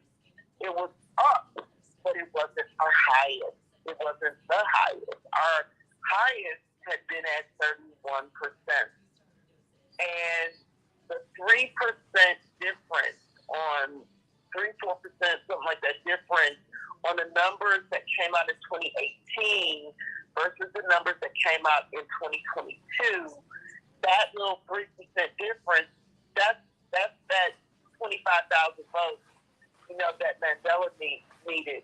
Governor Evers won our most diverse county in the state, higher numbers than Mandela. So although I do get the coattails concept, the truth of the matter is it probably might have been the other way around when you consider the Evers numbers. So in the nation, I think we have to remember those things when the party chooses to, invest in races like some of the state senate races and one of our congressional races. People may have been able to win those races just with a little more support. Mm-hmm. So I just think we have to spread the love a little more, and we have to do it a little sooner.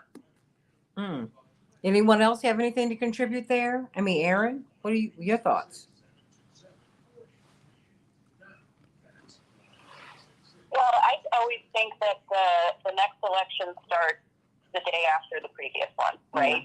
Yeah. And for many new members of the House, they're in Washington this week at their orientation, and a big part of that is learning the process of how you immediately hit the ground running for re-election again once you win.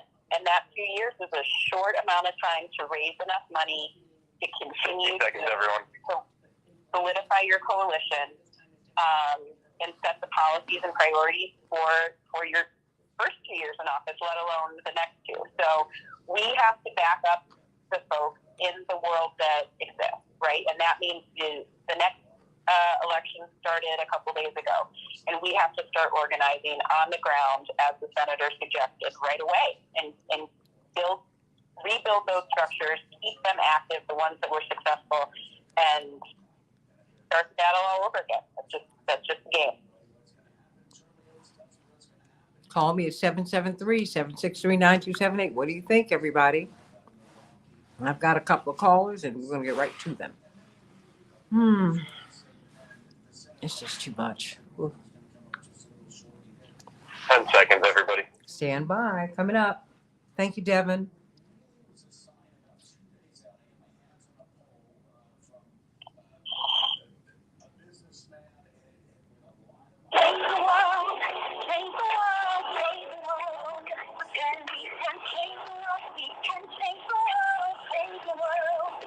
This is the Santita Jackson Show.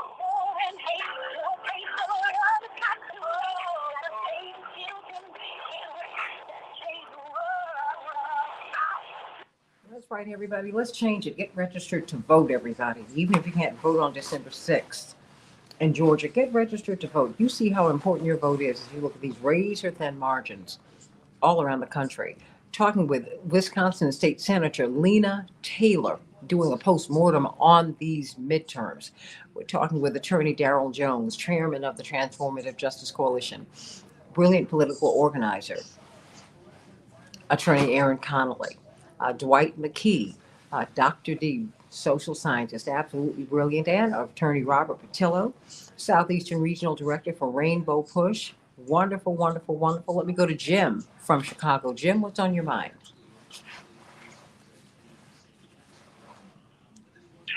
You got the Freddy Krueger of politics announcing tomorrow.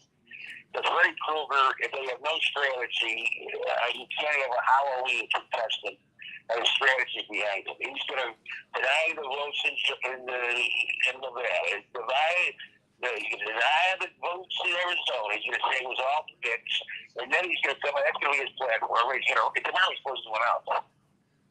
So he should take this party down in complete flames. That's the only way I can see it. Because this man is the reason that the Democrats played it so nifty this time. Because without this, in the end, there would have been a 50 jump ball. But with this guy involved, the Democrats can't lose. And anyway, you have a good morning. Thank you. No, thank you. I mean, well, what do you say? I've always believed that the Democrats have just played it safe. I don't care who's on the other side. Democrats and Republicans are corporatists. Now, the horse that I choose to ride in on is the mule, which is the Democrats at this time. That having been said, I think that we have got to understand what their goal is, but we need to refine what our goals ought to be and pursue them and just make sure this party comes through for us. I want you to call me at 773-763-9278, 773-763-9278. Robert Patillo, why don't you grade the media's narrative on or characterizing? I mean, do you think that they have the story right as we look at the midterms? Because they're really tilting this to make it look at like it's a victory for Biden. And look, we've not had this kind of holding of the line since the Great Depression, in 1934, when FDR's party did not lose seats. He was able to hold on. What do you make of what their narrative is, Robert Patillo? Well, the media, for some reason, wants to make this all about the Dobbs decision. They want to make it seem that this was a real victory for the kind of the suburban feminist white women of the country. Well, in reality, if you look at Georgia, for example, 72% of white women voted for Brian Kemp. This held true in much of the country, that the wave that we thought that Dobbs would create for female voters, simply put, did not show up, did not come. They still voted very similar to how they voted in 2018 and also in 2020 across the line. The people who did turn out were progressive. And I think that the lesson to be taken away is the progressive policies that we had to drag Biden to kicking and screaming are what actually carried the day. Student loan reform. If you look at the numbers for young people, for Generation Z voters, for even millennials, who we can still consider us young voters, were through the roof, and they were disproportionately in favor of Democrats. I talk to you 70-80% in some situations for Democrats. Fox News has been bemoaning young, unmarried white women voting for Democrats at a rate of over 70%, because it's been less so the question of Dobbs motivating voters and more so the progressive agenda that Biden did not want to support. Student loan reform, marijuana decriminalization was very popular among Gen Z voters and millennial voters. Many of the policies with regard to gender equality that Republicans bemoan, the pronouns and everything else that they complain so much about, those are the things that motivate young voters. And when you expound this out going forward, it really spells doom for Republicans, because when your entire voter base is predicated on, as Lindsey Graham said, old white men, it becomes very difficult to see in 2028 and 2032 and going forward how you remain being a competitive party on college campuses and in dorm rooms and on places where young people congregate. It's the policies of the Democratic Party that are carrying the day. So the entire new generation of Biden Democrats being raised up in his image, and he's going to go down to this progressive champion. If it's interesting what you can do in a third act of life will be the right people around you. But I think the mainstream media needs to understand that this is a reason that if the Democrats keep this majority in the House of Representatives, no matter how narrow, and if they do have the 51-seat majority in the Senate with Warnock if he beats Herschel Walker, well, that means you have to put the pedal to the metal on this progressive agenda. That means that you have to redo student loan reform legislatively. And instead of doing the $10,000, $20,000, you complete student loan forgiveness in this country. When you look at the marijuana policy that was done under executive order, that means that you're actually able to push through the reconciliation and full marijuana decriminalization on the national level.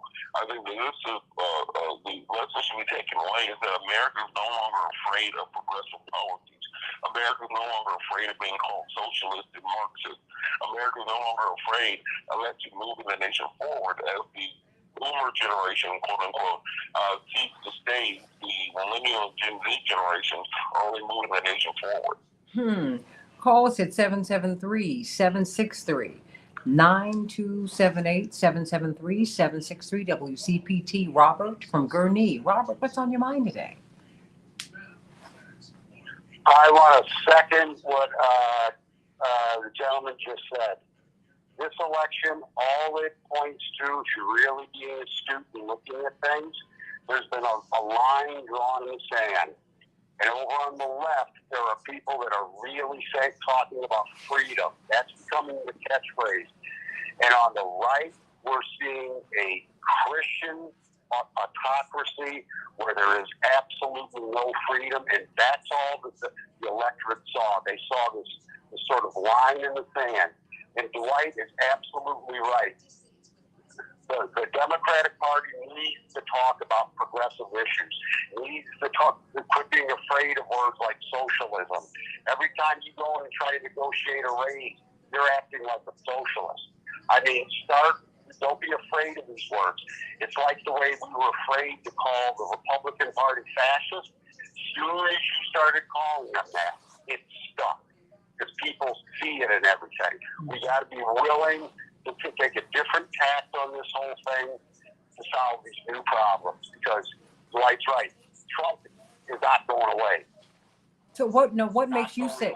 What makes you say he's not going away? What do you see? Because a lot of people think that this is the end. And I agree with you. He's here. I follow next door, so it's kind of a community up here in up Lake County. Mm-hmm. And what I see from these right wingers, they're just mad. They're not seeing that they've made any mistake. They're echoing like what Marjorie Taylor Greene said. You know, the polls said one thing, all of a sudden the election turned out. They are beating that drum that the election was stolen. It's stolen. They're not loud about it. They're more nefarious. They just talk about it in their echo chamber, but they're still saying it, and that's what they believe because they want absolute power to force their worldview on everybody else. That's what they say in their little chat rooms on Twitter. They are not retreating. Trump may not be their guy, maybe inevitably, but that ideology, that hatred, and that despise that they have for the people on the left is every bit as much bigger as it did before the election. Well, Robert from Gurnee has spoken. What say you? Dwight, he agrees with you. Trump has gone nowhere. So many people, I guess, do people want him to be gone? Why do you say he's gone nowhere, Dwight? Like you just said, and I thought it was a reason. But Bernie, he's in the belly of a beast. He's in that community, those communities that are to the right for real. But even Gillibrand told to that. Believe that their political philosophy is an extension of their religious philosophy. And they have a mandate from God to go out and convert the world into their political philosophy. This salvation is an extension of what they believe politically. Salvation of mankind, or what they believe politically. And so, I think that we have to really be very, very cautious of this. Because, again, Trump got the majority of his crowd, majority white vote. The other part of the future is that the young women in the Hispanic community. We're going to have to make it a calculated effort to really deal with their religion and some kind of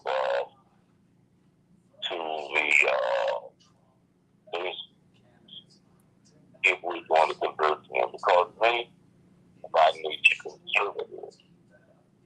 Even the reasonable for you to vote for you won't be wrong. Well, what do you all think? I mean, What about?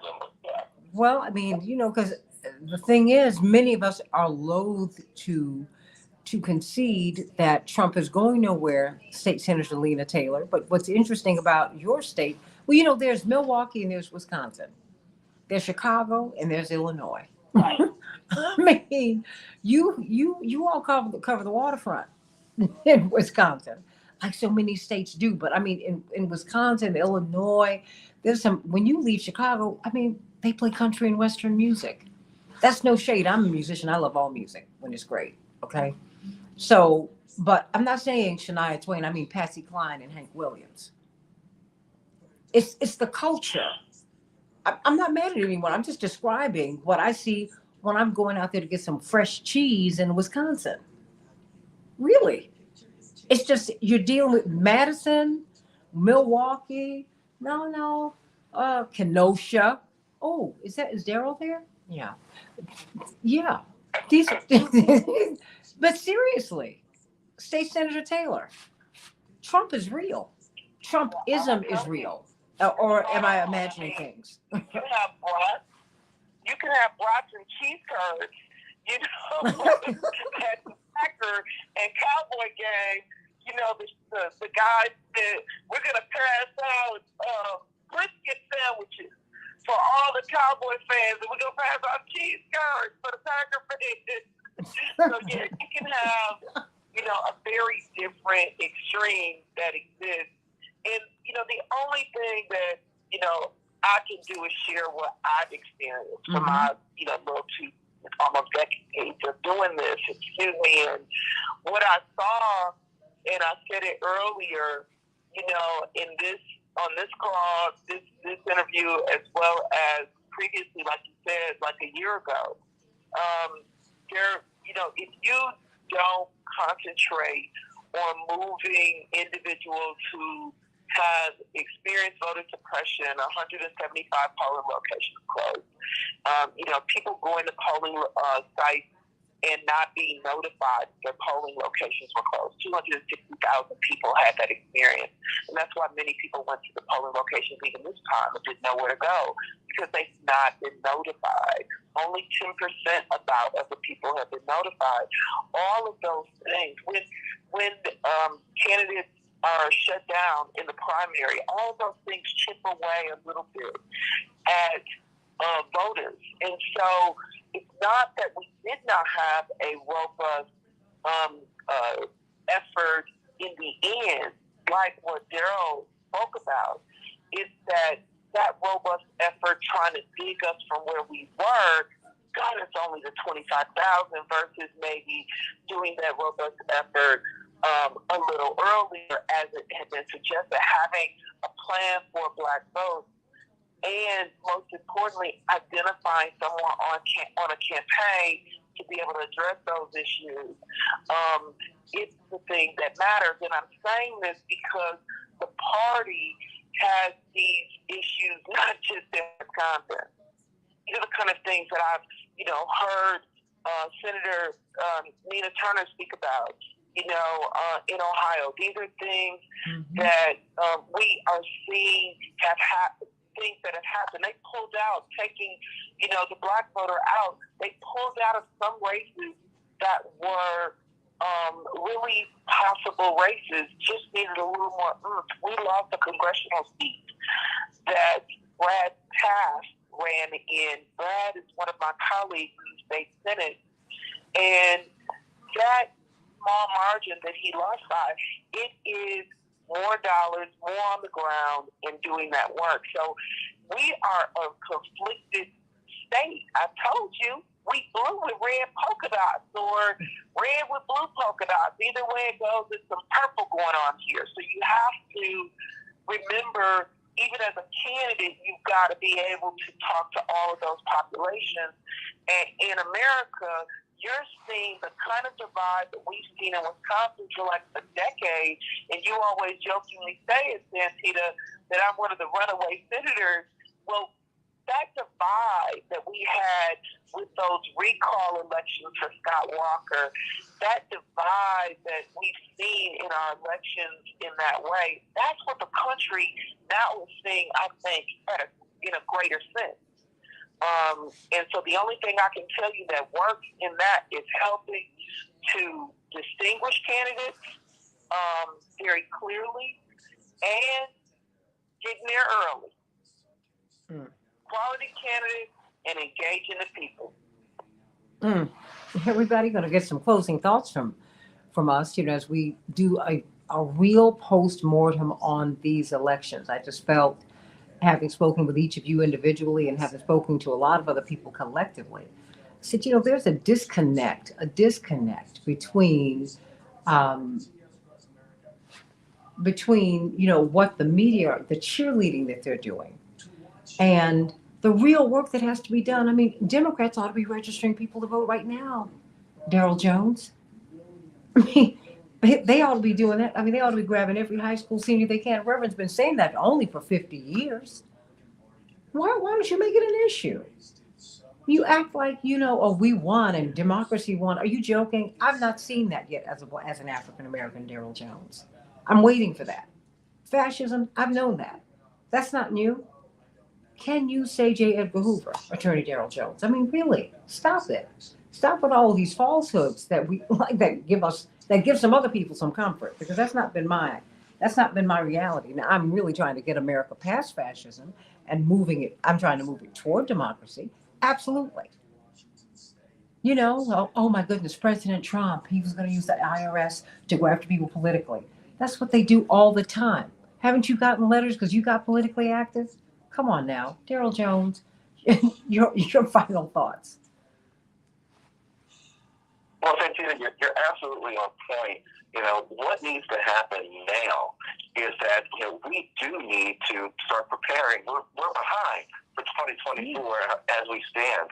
And I think Aaron Connolly said it exactly correct. When I worked on the Hill with a member of Congress, you're always running because 2 years is a very short period of time to be involved in an election.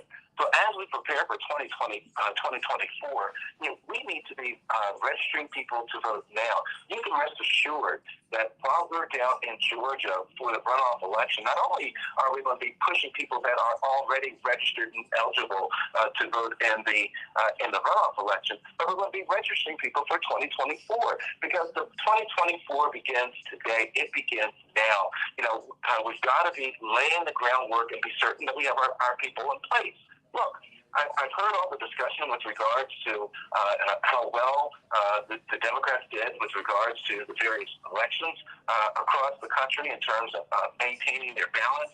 But I also point to the state of Florida, right? Because Florida was not mentioned in any of our discussion, where DeSantis as well as Val Demings, Val Demings is a real hard loss in Florida. So there's a lot of stuff going on in the state of Florida that we need to touch on with regards to preparing for 2024.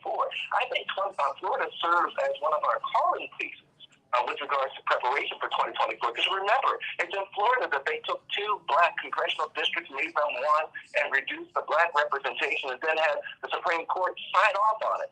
So Florida really is one of our landmarks with regards to what we need to do to prevent other Floridas from happening across this country. And I can tell you, one of the answers clearly isn't simply registering more people to vote, although that's a large part of it.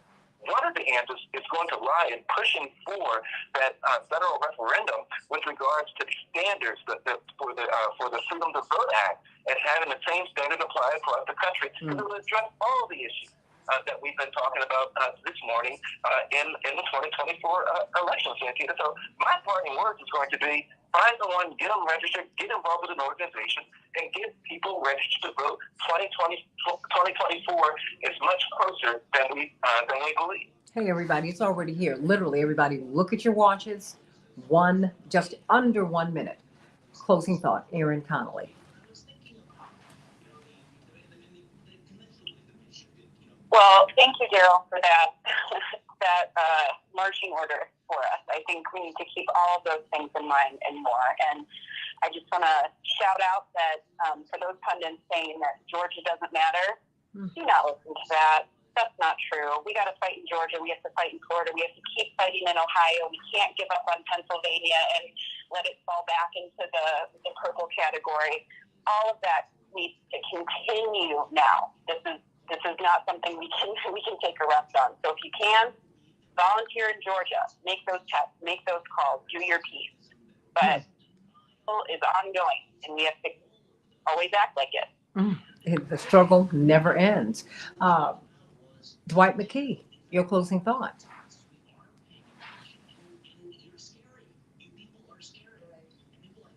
Dwight McKee, your closing thought. 1 minute. But he's there. I think the future lies in how Biden deals with Manchin. I think Manchin can still be an obstructionist. I think he can still neutralize the legislation. If he does, we won't have any liberals to pull in as constituencies that we need to pull in. So I think it's very important, as soon as this election is over, that he focuses on how to neutralize Manchin. He may have a polarity of now with Warnock winning, but he still has to deal with Manchin and Cinema. And cinema. Oh, Oh yeah. Oh yeah. Absolutely. Well, we get away from the West. That's right.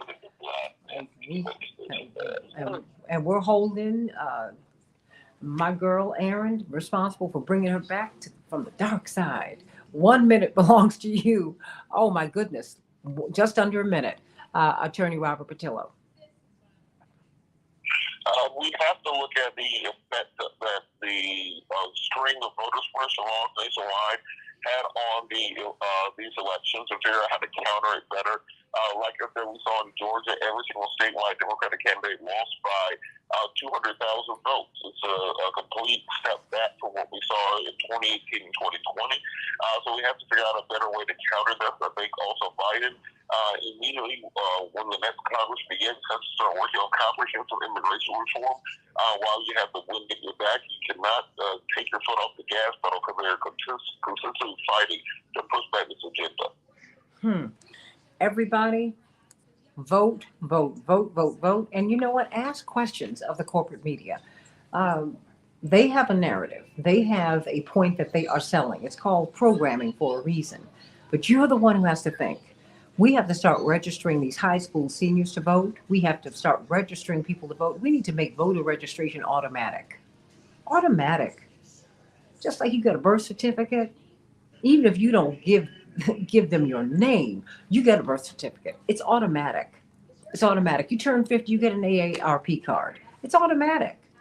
So everybody, but get registered to vote and get involved. You can see from these razor thin margins how important it is, how important you are. Don't let the media talk about you. Let them demand that they speak to you and speak to your issues. I can't wait to be with you tomorrow morning on the Santita Jackson Show, sending you all so much love. It's been a great day. Thank you for this real postmortem on the election. Let's keep it going. I love you, everybody. God bless you and have a great day.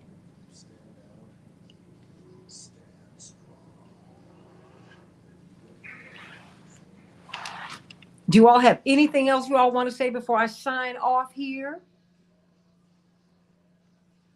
Well, Santita, this is Erin. I just want to say I am not personally responsible for Kirsten Cinnamon bringing her back to life. I'm going to help with that